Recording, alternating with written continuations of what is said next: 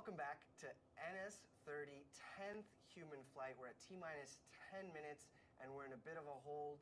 Isabella, while we have some time, it's just a special opportunity that we have you as part of the customer experience team. We talked about it just right now. There's a new fleet of vehicles to meet new customer demand. Isabella, what's the process like to get on the customer manifest? Eddie, honestly, it's as simple as going online and filling out that form. You're going to be contacted by one of our team members, and we'll walk you through the process and the path to get to our beautiful, beautiful manifest and how you would be able to walk on board just like you saw our astronauts do and ingress into that capsule. I'll walk you through the timeline, the pricing, the availability, what that looks like, and we can really help set the stage of expectations for the entire astronaut experience. One of our leadership principles at Blue Origin is customer focus, right? And being obsessed with the customer experience. I think it's great that you get to talk to our customers. What do you hear from them? Why are they interested in flying on New Shepard? That's one of my favorite things to ask when we are talking with prospective astronauts. What's your why? Typically, we're going to hear things in terms of perhaps they are a first of nation. They establish and want to be essentially, again, representing their home country. Otherwise, it's perhaps that they always wanted to be an astronaut and they weren't able to go traditional programs such as NASA. It could be something as simple as they didn't have 20/20 vision. And these are things that no longer restrict you from being able to soar to the stars. It's also something to where they're able to inspire that next generation. Every single astronaut, I truly think of them as a pioneer. They're opening that gate a little bit more each time, so that way more can follow and follow in their footsteps. So that way we're able to have, with time, millions of people living and working in space. And Isabella, is it safe to say that QR code there is an invitation to go online, fill out the form, and tell us your why? Please, please do. Come online, check out that QR code, fill out your form and why you're interested in going to space, and we would love to talk to you about that. We want to see millions of people living and working in space, like we say, so this really means that we have to talk to everyone.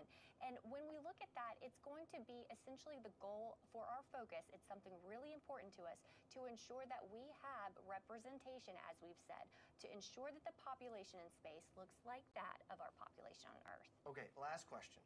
Tell me about the astronaut experience. What happens right before your L0 launch day? Basically, the days leading up to launch. Right. So, what our astronauts could expect is to come to West Texas, out to Van Horn, 3 days before they launch. The first day, they'll get acquainted with their crew if they haven't already met them. They'll get to come to the astronaut village, of which you're staying in renovated Airstreams, tipping your hat to the Apollo era. It's something to where you'll go ahead and you'll get fitted up with your flight suit. You will be able to get custom hearing protection. As you can see in these wonderful video shots here, you're going to be able to then have 2 full days of astronaut training, and this is a bonding experience like never before. You'll get to spend time with that crew member 7 in addition to your other 5 crew members that you would be flying to space. You can see as you board, you ring the bell, and the training experience is one that sets the stage. So when you do board that capsule, again, lots of muscle memory coming into play so you can focus on the experience itself. Our hospitality team is top-notch to ensure that you and your loved ones are taken care of. So you get to bring a +1. The day of launch, you're able to bring additional guests with you to commemorate the special experience of going to space.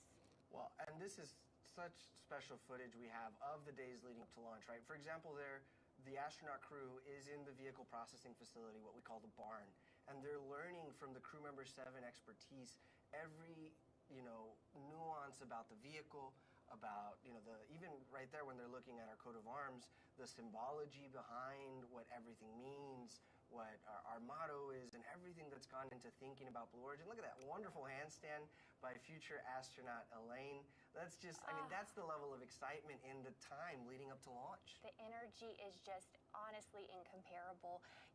It's something that we want people of all walks of life and all backgrounds. So that being said, whether you are a gymnast like it looks to be Elaine Hyde is, or you're an artist, we want these different types of, backgrounds to be going to space. So that way, when they experience the overview effect, that's something something I really love to lean into when we talk about the astronaut experience, because, you know, a lot of folks, they plan to go to the stars, but they weren't impacted, or they weren't prepared for the impact, if you will, that the overview effect can have.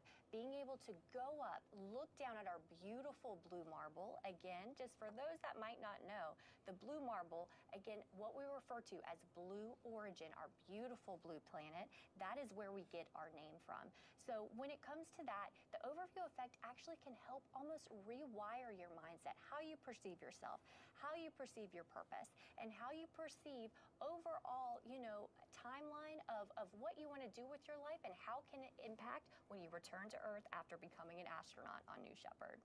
Wow, what a great reflection, Isabella. Thank you. So I could watch this B-roll footage all day long. So let's actually return to the launch site where we have this crew on board of RSS First Step, a Perfect 10, getting ready for NS-30, 10th human flight. Now this hold has allowed the team to do a few final vehicle checks. We expect it to clear shortly, so let's return to the pad, enjoy views of the crew while we get ready for terminal count. Well, sorry, first go, no go poll will be coming up next.